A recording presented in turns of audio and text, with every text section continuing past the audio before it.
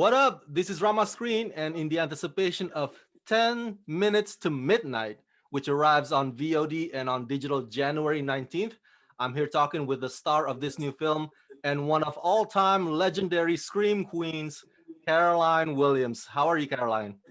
I am very fine. Thank you so much for having me. Excellent. Thank you for the time. Congratulations on this new film of yours. I watched it recently. Now, your character Amy is sort of a throwback to Vanita Brock, right? They're both radio DJs. So did you pull from that, pull from Stretch for this role of Amy? Not really. I felt like, Stretch is just beginning her career and she wants to evolve into a serious journalist exposing wrongdoing. Then you get to Amy, who's coming up on the end of her career, and she wants nothing more than to stay alive and keep it. So the two characters were at such variance from one another. But I like to say I sort of went full circle between those characters. You almost see the arc of Stretch's life turning into something else during the course of 10 Minutes to Midnight, which is what made it very satisfying. Having played a radio DJ twice now, does that give you newfound appreciation for DJs everywhere? Because I'm not a DJ and it looks like a difficult job to do. It's been such a mainstay of culture around the world. People have always listened to the radio. And I was saying in one of the interviews earlier, one of my earliest, when I was young, in the early 60s, we had transistor radios. And they had like a little wire coming out of the back. That was the antenna. And as you tuned, trying to find your station, it makes this electronic, fuzzy, strange sound that is so unique. There's no sound like it. But for me, it was always the sound of anticipation, of finding the show that I wanted, which was usually Wolfman Jack, who broadcast out of Del Rio, Texas, right on the Mexican border. And he played rock and roll. And it was late at night. And it felt like, ooh, I'm doing something cool as I'm going to sleep. And that's one of my earliest memories of radio. Radio's always been a mainstay. Now it's podcasts. Culturally, we've kind of evolved and moved on. I miss the romance of the other. This movie, 10 Minutes to Midnight, has been dubbed as sort of like a vampire movie for the hashtag Me Too era. What was it that stood out about Eric and Carson's script, and how do you think the story does in approaching the Me Too aspects of this film? I think part of its jump off, part of what establishes the film is the sort of sexual harassment that had such an impact on Amy's professional development. But that relationship began in a very different way. You're not necessarily going to see a story angle like that in the Me Too movement.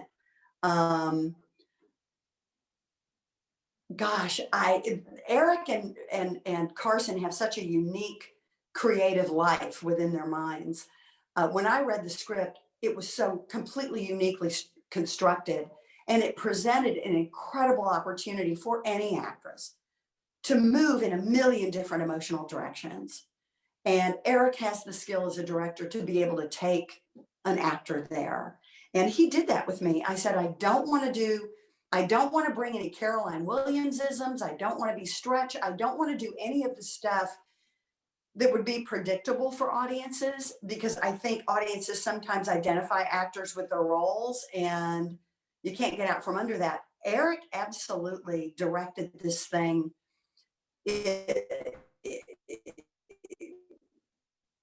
He's so caretaking. I mean, he was right by the camera every moment. And he did guide me in ways that I needed to be guided. Plus, I have an entirely new look as an actress now. I don't look the way I did before. And I got to take advantage of that. I got to utilize that as well. I'm curious. I gotta at least ask this. How challenging was it to keep that blood bite effect from constantly squirting all over the place? It was actually dry, and there were only occasions when I had to use wet blood As a matter of fact, they were very rare. It was only towards the end of the film that I actually bloody up. But those are some of the more enjoyable moments. Playing the bite, just keeping up with continuity was a little bit different. But I got to work those moments with the wound in ways that were very fun and interesting. I gotta ask this because this year is the 35th anniversary of Texas Chainsaw Massacre 2, 35 years now. Yes. Can you go down memory lane for these next few minutes and tell us what it was like working with the two late greats, Tobe Hooper and Dennis Hopper? It set a standard in my career in horror that I've only occasionally been able to match. Toby was a history making filmmaker, and he was working with an extraordinary writer, Kit Carson, who really knew how to use language.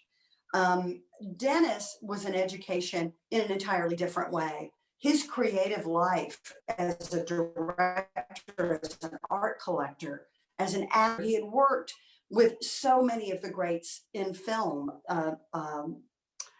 Nick Rogue, not Nick Rogue. Oh shit, Nick Ray from um, um, Rebel Without a Cause, and George Stevens from Giant, and so many other extraordinary, Francis Ford Coppola. Uh, just to hear the stories was amazing. But he also taught me a lot of the nuances of acting for camera, working within a frame, knowing what a lighting scheme is going to look like on your face, your body, what the lens in the camera reads, being close up or far away, and being aware of that in performance. I had not had that education as an actress. Acting classes were all about stage, basically. So that was a new world. And learning to try to accommodate that was incredible. And looking back on that experience now, the experience of shooting Texas Chainsaw Massacre 2, are there things that you would have done differently or you wouldn't change a thing? I really wouldn't change a thing. I felt like I was directed exactly as I should be. It was an action film. Yes. Toby used to say that horror is the new Western. And in many ways, I tried to play the role of Stretch like a cowgirl. And it was very physical, and it was lots of stunting and lots of running and lots of fighting. And that was one of the things I enjoyed the most about the film. Um, I wouldn't change a thing. I got a lot of criticism when I came to Hollywood that my performance was too over the top, but that was what the movie was about. The movie was about over the top.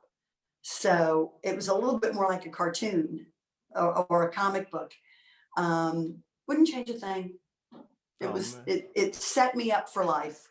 I love that movie. So for my fans at home, everybody go check out 10 Minutes to Midnight, arriving on VOD and on digital January 19th. Caroline, thank you for talking to me and congratulations.